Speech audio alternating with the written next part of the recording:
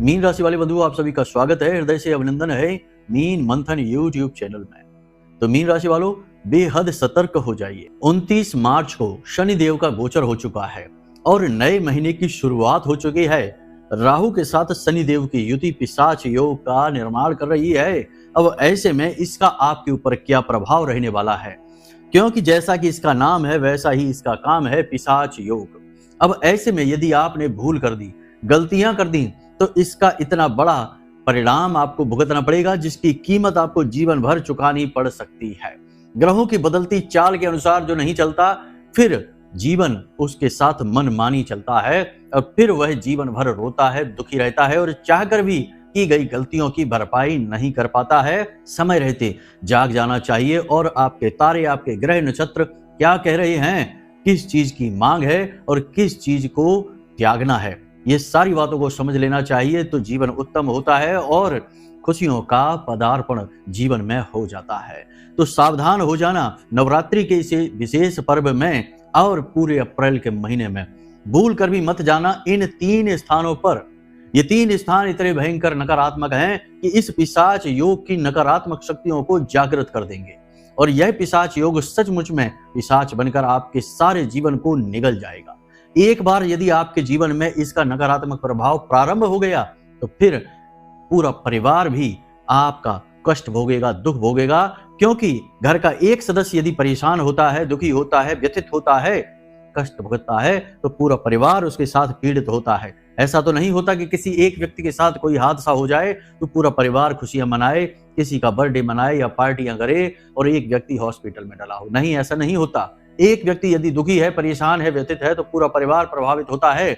इसलिए आपके द्वारा की गई एक गलती की कीमत आपका पूरा परिवार भुगतेगा। सावधान आपको रहना ही होगा। बंधुओं, आपको अपनी कुंडली देखनी है। आज हम आपको आपकी कुंडली के आधार पर बताएंगे कि आपका कुंडली का 10वां भाव आप कैसे सक्रिय करेंगे, कैसे एक्टिवेट करेंगे। याद रखना बंधुओं कि कुंडली में जो आपके भाव हैं 12 के 12, हर भाव का अपना एक विशेष योगदान है, बहुत बड़ा किरदार है। यदि कोई व्यक्ति उस भाव की छुपी हुई शक्तियों को जागृत कर देता है तो उस भाव से जुड़े हुए लाभ उसे अपने आप ही प्राप्त होने लगते हैं। हमारे पास बहुत सारी कुंडलियां आती हैं, बहुत सारे लोग आते हैं जो हमसे एक ही बात लगातार निरंतर कहते रहते हैं कि गुरुजी, हम काम तो खूब करते हैं, नौकरी खूब अच्छी कर रहे हैं, व्यवसाय भी बढ़िया चल रहा है, खूब मेहनत कर रहे हैं, लेकिन हम जैसी उम्मीद करते हैं वैसा हमें फल प्राप्त नहीं होता है। यानी हमारे परिणाम हमारी उम्मीदों से कहीं कम आते हैं, कहीं छोटे आते हैं। इसका कारण क्या है? इसका सबसे बड़ा कारण यही है कि उनका कर्म स्थान जो कुंडली का 10वां भाव है वह एक्टिवेट नहीं है। उस भाव में निष्क्रियता है या नकारात्मकता आ चुकी है। इस वजह से कर्म की शक्ति कमजोर पड़ चुकी है और जब कर्म की शक्ति कमजोर पड़ती है तो इंसान का भाग्य भी उसका साथ नहीं दे पाता है। इसीलिए आपको अपने कर्म की शक्ति को बढ़ाना होगा और इस भाव को पूर्ण रूप से शुद्ध और सकारात्मक ऊर्जा से भर देना होगा।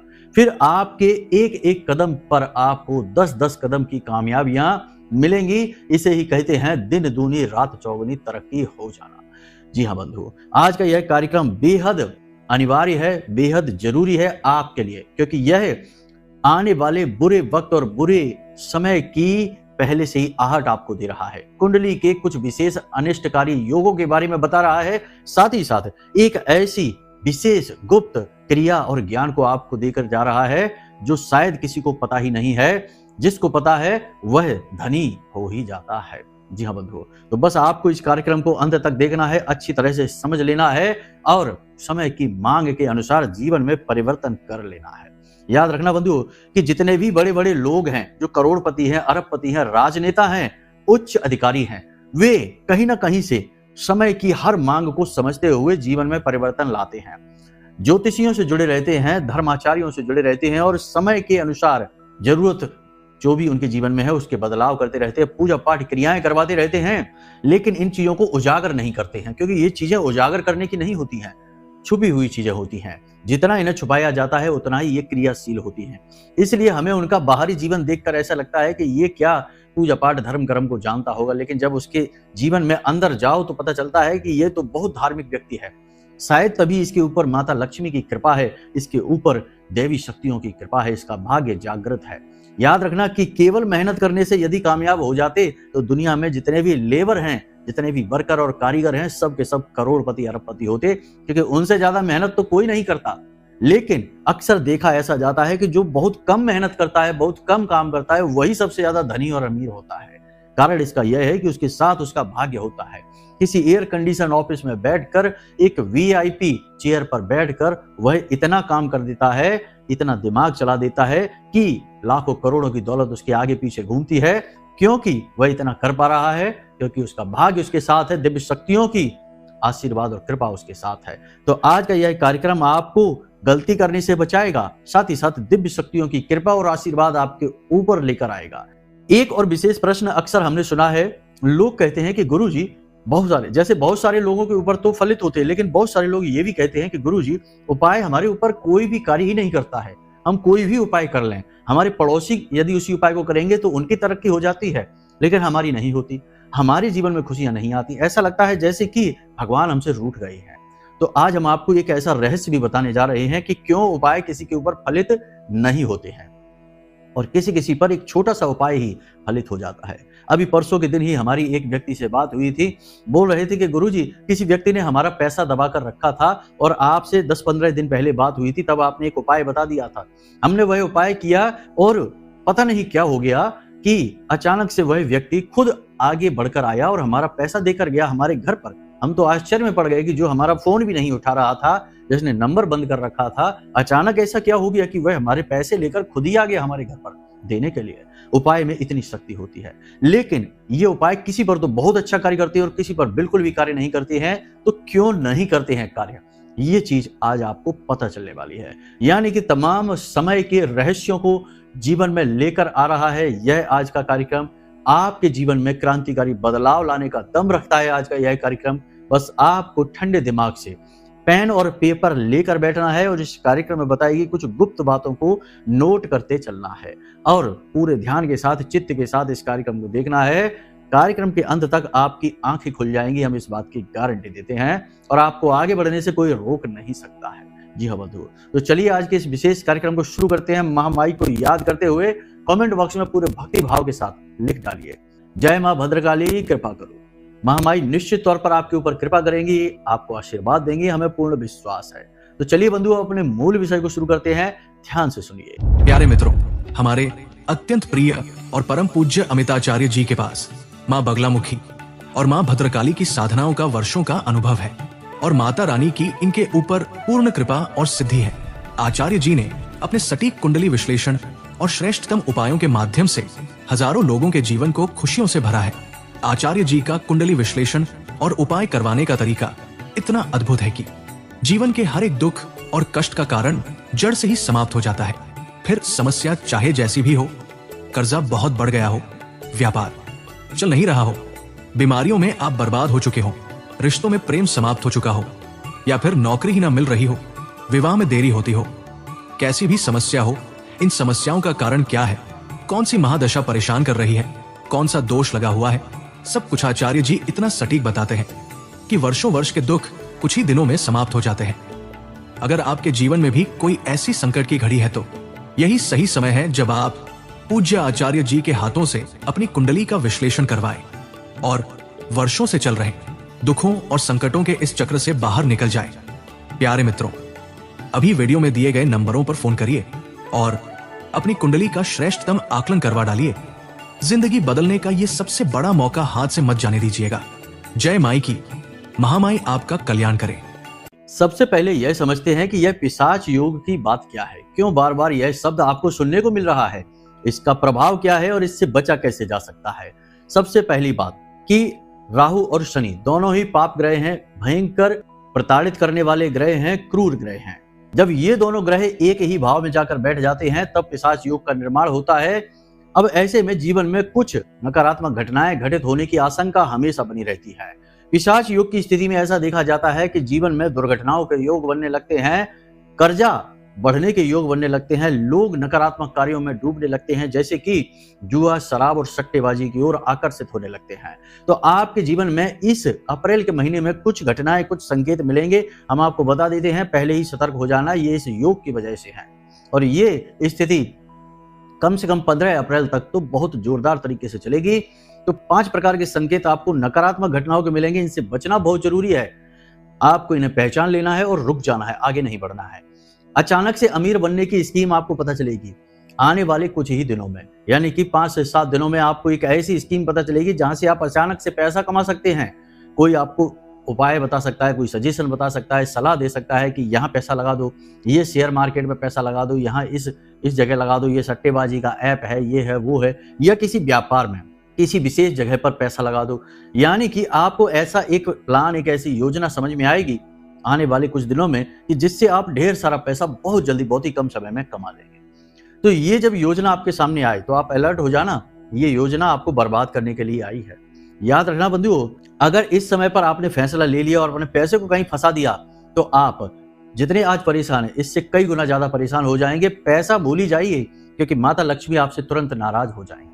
याद रखना, विनाश काले विपरीत बुद्धि क्यों कहा जाता है कि जब जीवन में ग्रहों की प्रतिकूलता बनती है, नकारात्मक समय और काल का निर्माण होता है, तो जातक की बुद्धि भी विपरीत हो जाती है। जहां घाटा होना होता है, परेशानी हो रही होती है, समस्याएं ही समस्याएं आने को होती हैं, उसी जगह पर जातक घूम घूम कर जाता है और अपना विनाश खुद ही लिख देता है अपनी किस्मत में। बाद में फिर पछताने से कुछ नहीं होता, जो बिगड़ना था सो बिगड़ ही गया। तो ऐसे में हम आपको बता देते हैं कि कम से कम 15 तारीख तक, यानी 15 अप्रैल तक, सूर्य का गोचर होने तक आपको 1 रुपए का भी इन्वेस्टमेंट कहीं नहीं करना है। दूसरा, किसी से कोई कर्जा नहीं लेना है। तीसरा, किसी को भी कर्जा नहीं देना है, क्योंकि स्थितियां ये बनेगी। इसी के साथ साथ हो सके, जितना हो सके उतना अपने खर्चों को कंट्रोल करके रखो, नियंत्रित करके रखो। पैसा आपके हाथों से फिसलने वाला है। अचानक आपके जीवन में कोई खर्चा आने वाला है, बड़ा खर्चा आएगा। कुछ तो ऐसे होंगे जहां आप चाहकर भी अपने पैसे को बचा नहीं पाएंगे, जाएगा ही जाएगा। लेकिन कई परिस्थितियां ऐसी बनेंगी जहां आप चाहें तो अपने पैसे को रोक भी सकते हैं।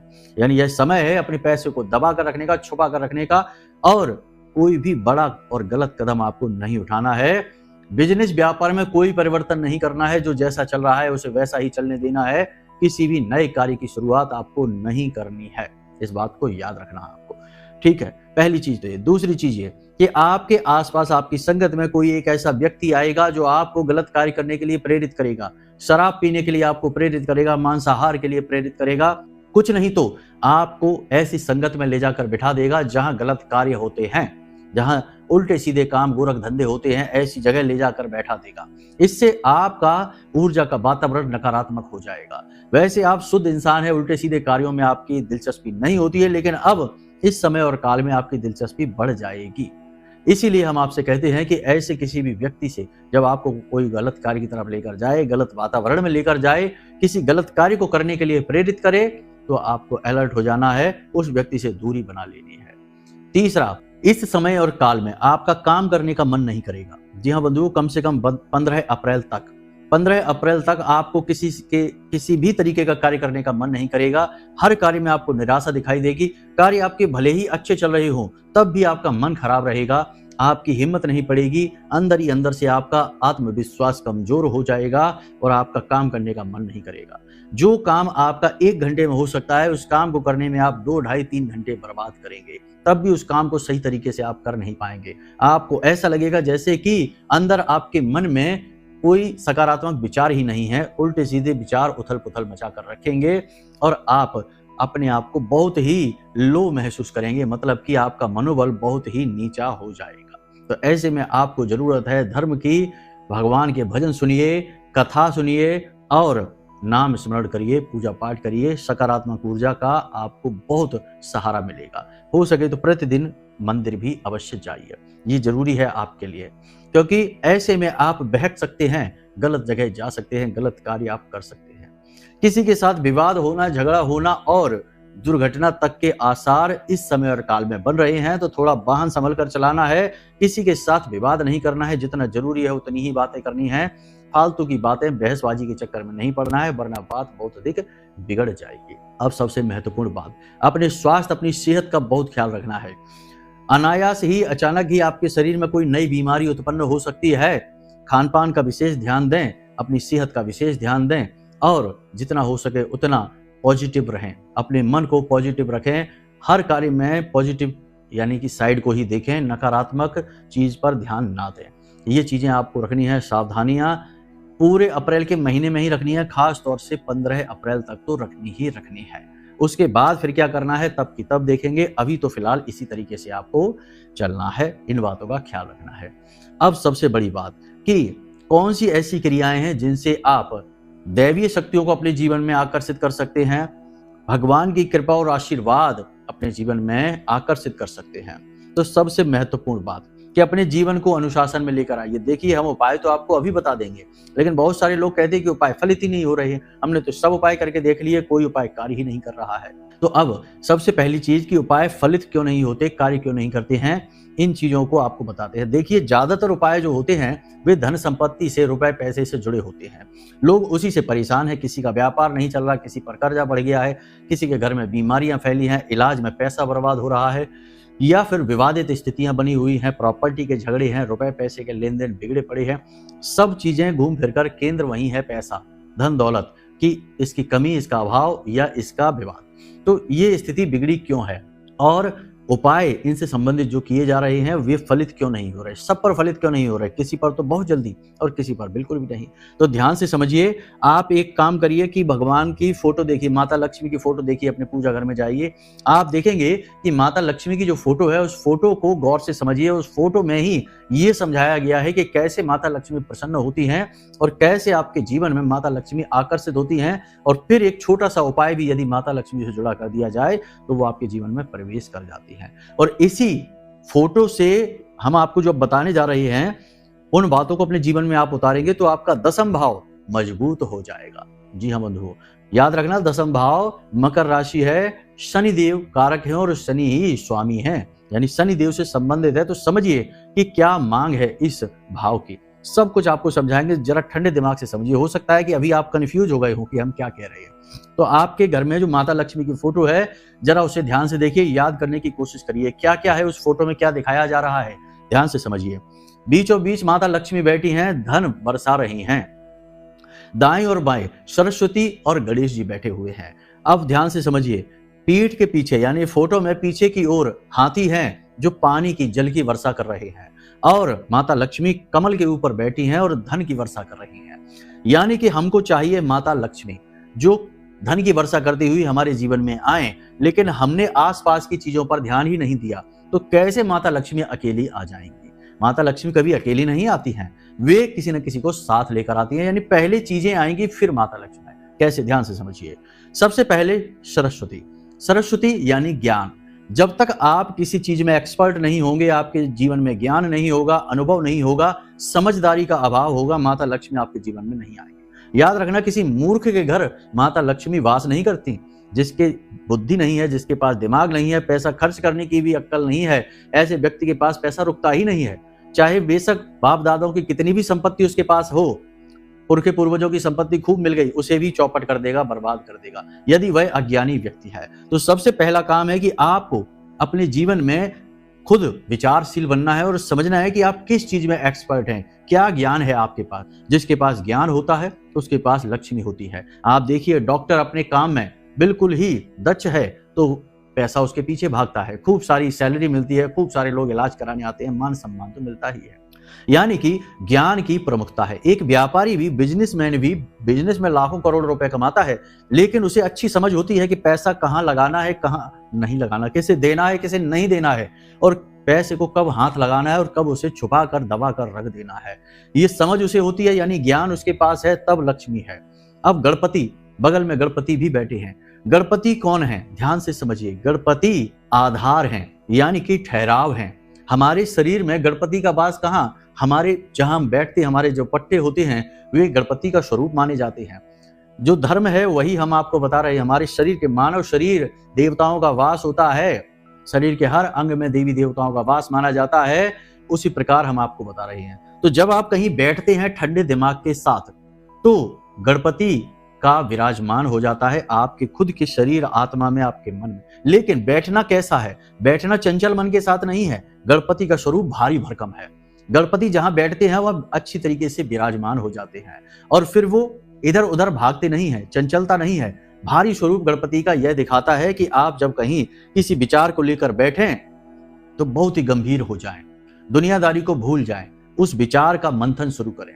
अब गणपति के हाथ में एक मोदक है, मीठा है, वो मोदक गणपति खा रहे हैं। क्यों खा रहे हैं? जो विचार हैं उन्हें अपने मन में ले जाइए और विचारों का मंथन शुरू करिए और मीठा भी खाइए। मीठा क्या है? मीठा है लोगों के द्वारा दिया गया शुद्ध ज्ञान। क्योंकि ऐसा नहीं, आपके आसपास बहुत सारे लोग हैं, आपको तमाम तरीके की सलाह देते रहते हैं। कुछ सलाह जो आपके प्रतिकूल है उन्हें हटा दीजिए, वो कड़वा है, लेकिन कुछ सलाह ऐसी भी हैं उनमें से जो आपके लिए बेहद फायदेमंद है, बहुत ही काम की है। अपने ज्ञान के माध्यम से समझ लीजिए कि क्या इनमें मीठा है और उसे उठा लीजिए और गणपति बनकर बैठ जाइए आसन पर और उसका भोग लगाना शुरू करिए। और अब पीछे हाथी हैं जो जल की वर्षा कर रहे हैं, और जो हाथी जल की वर्षा कर रहे हैं वे विचारों की वर्षा है। क्योंकि जब आप एक विचार लेकर बैठेंगे तो उससे जुड़े हजार विचार और भी आपके मन में आएंगे। वे ऊपर से प्रकृति की वर्षा है, विचारों की वर्षा है। यानी ठंडे दिमाग से आप बैठकर विचारों की वर्षा में गणपति की तरह एक विचार का मंथन कर रहे हैं और उसके आने वाले परिणामों के बारे में विचार कर रहे हैं, और जो काम आप करना चाहते हैं उसके बारे में सही तरीके से मंथन चल रहा है। कैसे शुरू करेंगे, कैसे करना है, जो चल रहा है उसमें कहाँ कमियां हैं, किससे पैसा लेना है, किससे पैसा देना है, किस व्यक्ति के साथ किस तरह व्यवहार करना है, किस व्यक्ति से दूरी बनानी है, इस व्यापार को किस तरह से आगे लेकर जाना है, क्या आगे बढ़ने का यह सही समय है, क्या हमारे अंदर सचमुच में योग्यता है कि हम इस कार्य को आगे बढ़ा सकें, या हमें सलाह की जरूरत है। तो सलाह लेंगे तो किस व्यक्ति से लेंगे, किस व्यक्ति से दूरी बनानी है, मतलब कि तमाम तरीके की बातें एक गणपति की तरह मगन होकर विचारों में खो जाइए और सोचते रहिए जब तक आपके पास खाली समय है। जैसे ही खाली समय आपका समाप्त होगा वैसे ही सक्रियता को दिखाइए, तब माता लक्ष्मी का आगमन आपके जीवन में होता है। अब ये जो विचारों की इतनी सारी उथल पुथल है, दुनिया भर की उथल पुथल है, यही तो कीचड़ है, और इसी कीचड़ में से एक शुद्ध विचार निकलेगा जो कमल बनकर खिलेगा, और उसी कमल पर माता लक्ष्मी विराजमान होकर आपके जीवन में आ जाएंगी। बात थोड़ी सी गहरी है, बारीक है, समझने में थोड़ी सी मुश्किल जरूर हुई होगी, लेकिन यदि समझ में आ गई तो पता चल जाएगा कि विचार या कोई उपाय फलित कैसे होता है। अब आप कोई भी एक उपाय कर लीजिए, कुत्ते को रोटी खिला दीजिए, केतु है, राहु है, शनि है, भैरव है, या फिर गाय को रोटी खिला दीजिए, सभी ग्रह उसी में समाहित हैं, बृहस्पति का प्रतीक है। उतने से ही काम हो जाएगा, माता लक्ष्मी की कृपा आपके जीवन में आ जाएगी, क्योंकि अब आप तैयार हैं इस चीज को समझकर कि कैसे जीवन कार्य करता है। हमारे आसपास बहुत सारी ऊर्जाएं हैं जो हमें बहुत कुछ देना चाहती हैं, परंतु हमारे अंदर ग्रहण करने की शक्ति ही नहीं होगी तो हमारी ऊर्जाएं मदद कैसे कर पाएंगे। ऐसे समझिए कि यदि आपके पास कोई पात्र है और खूब सारा जल आसपास बरस रहा है और आपका पात्र पहले से ही भरा हुआ है, तो बरसने वाला जल भला आपके पात्र में कैसे रुकेगा, वह तो बह जाएगा। आपका पात्र ज्यों का त्यों रहेगा, आपको कुछ मिला भी नहीं, क्योंकि आपने उस पात्र में पहले से ही बहुत कुछ भर रखा है। तो आपको पहले अपने पात्र को खाली, यानी अपने अंदर ग्रहण शक्ति लानी होगी, चीजों की समझ उत्पन्न करनी होगी, उसके बाद दैवी शक्तियां देना शुरू करती हैं। जो इन बातों को समझ जाता है वह रातों रात लखपति करोड़पति बनता है, हर काम में कामयाबी उसके साथ चलती है, और राहु केतु शनि शुक्र सब उसके लिए हितकारी हो जाते हैं, उसकी सफलता में उसके साथ हो जाते हैं। बस यही है आपके कुंडली के दसम भाव को सक्रिय करना। कहने का मतलब यह है कि अगर एक छोटी सी लाइन में इसको समाहित करेंगे इस विचार को, तो कहने का मतलब यह है कि अपने ऊपर केंद्रित होइए, दुनियादारी को छोड़िए, अपने आप को समझिए कि आपको क्या बेहतर आता है और आपके जीवन में कहाँ रुकावटें हैं। आपके जीवन को और आपको आपसे बेहतर कोई नहीं जानता है, लेकिन आप हैं कि अपनी खुशियों को बाहर ढूंढने में लगे हुए हैं। पहले अपना घर साफ करिए, अपने घर की कमियों को देखिए, अपने जीवन की कमियों को देखिए, अपने मन को देखिए और अपने आप को देखिए। जब आपको अपने बारे में सही ज्ञान हो जाएगा तो बाहर से तो तमाम एनर्जी ऊर्जाएं हैं ही आपकी मदद करने के लिए, तभी फलित होगी माता लक्ष्मी की कृपा आपके जीवन में। उम्मीद करते हैं यहां तक सारी बातें आपको समझ में आ गई होंगी। अब आपको बताते हैं 3 वो जगह जहां आपको भूल कर भी नहीं जाना है। सबसे पहली जगह ऐसी जहां लोग हमेशा दुखड़े रोते रहते हैं, निराशावादी, हताश, थके हुए, हारे हुए लोग, 2 लोग बैठकर बातें कर रहे हैं, ऐसी जगह पर आपको भूल कर भी नहीं जाना है। ये वही लोग हैं जिन्होंने जीवन में कभी तरक्की नहीं की है और ना ही ये तरक्की की काबिलियत रखते हैं, बहुत ही नालायक और निकम्मे लोग हैं। ऐसे लोगों के साथ बैठकर आप अपनी सकारात्मक ऊर्जा को समाप्त कर देंगे, खुद भी निराशा से भर जाएंगे और आपकी आंखों पर एक पर्दा डल जाएगा नकारात्मक ऊर्जा का। आपको चारों तरफ अंधकार दिखाई देने लगेगा। ऐसे लोगों से दूर रहिए, ऐसे वातावरण से दूर रहिए। भूल कर भी ऐसी जगह पर नहीं जाना है। दूसरी जगह ऐसी कि जहां ऐसे लोग रहते हैं, ऐसे लोग बैठे हैं जो केवल मौज मस्ती और आनंद की बातें करते हैं। मेहनत करने में इनका कोई भी इंटरेस्ट नहीं है, ना ही ये जीवन में सफल होने के लिए किसी प्रकार का प्रयास कर रहे हैं।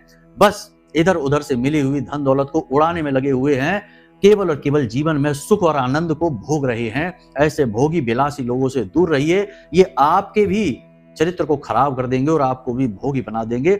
और एक दिन आएगा जब जमा हुई धन दौलत समाप्त हो जाएगी, सब कुछ समाप्त हो जाएगा, फिर अपने घर के बर्तन तक बेच बेच कर लोग भोग विलास में खर्च कर देते हैं। तमाम ऐसे केस हैं कि लोग शराब पीने के चक्कर में घर के बर्तन और जेवर तक अपनी स्त्रियों के बेच देते हैं। ऐसे लोगों से दूर रहिए, ये बहुत ही भयंकर लोग होते हैं। तीसरा, ऐसे लोग जहां धर्म का अपमान कर रहे हैं, अपने ही धर्म, अपने ही देवता, अपने ही पितृ पूर्वजों को उल्टे सीधे अनाप शनाप शब्द बोलते हैं, ऐसे लोगों से दूर रहिए। ये भयंकर नकारात्मक लोग हैं, कलि पुरुष का स्वरूप हैं, शुद्ध कलयुग का वास इन लोगों के अंदर है। इन लोगों से दूर रहिए। श्रीमद् भागवतम में भी कहा गया है कि 4 स्थान में से एक स्थान जहां कलयुग रहता है, जहां लोग, लंपट लोग धर्म का अपमान करते हैं, भगवान का अपमान करते हैं, माता पिता और पूर्वजों का अपमान करते हैं, ऐसे स्थान पर कलयुग का वास होता है। आपको ऐसे लोगों के साथ नहीं बैठना है, ऐसी जगह पर नहीं रुकना है। बस ये समय और काल आपके जीवन में थोड़ा कठिन है, अभी चल रहा है और भी आगे चलेगा कुछ समय तक। ऐसे समय में आपको जो हमने बातें बताई हैं, इन बातों को समझ लेना है, ऐसे वातावरण और लोगों से दूर रहना है, और जो ज्ञान हमने दिया है आत्म मंथन का, इस ज्ञान को जीवन में उतार लेना है। फिर छोटे से छोटा उपाय भी फलित हो जाएगा। भोलेनाथ पर 1 लोटा जल चढ़ा दिया प्रतिदिन, 21 दिनों तक भी चढ़ा दिया तो उतने में ही धनी हो जाएंगे, उतने में ही धनवर्षा जीवन में हो जाएगी। यही एक सूत्र है जो सफलता दिलवाता है। बाकी कोई भी उपाय फलित नहीं होगा, चाहे आप कितना ही कर लीजिए। बाहरी कार्य करने से आपका घर सुंदर नहीं हो जाएगा। घर की सुंदरता को बढ़ाने के लिए घर के अंदर कार्य करना पड़ेगा। बस यही है एक सबसे बड़ा सूत्र, जिसे आप समझ लीजिए। यदि आपको हमारी बात समझ में आ गई हो, अच्छी लगी हो, तो कमेंट बॉक्स में जय मां बगलामुखी, जय मां भद्रकाली अवश्य लिख देना। महामाई आपका कल्याण करेंगे।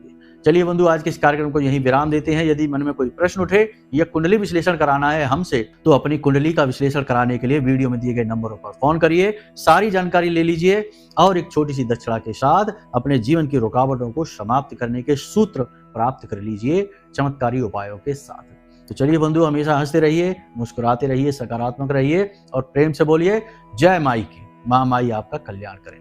धन्यवाद। हमारे प्रिय और परम पूज्य आचार्य जी ने अपनी साधनाओं के अनुभवों पर आधारित शक्तिशाली उपाय और क्रियाओं के माध्यम से हजारों लोगों के जीवन को पूरी तरह से बदला है।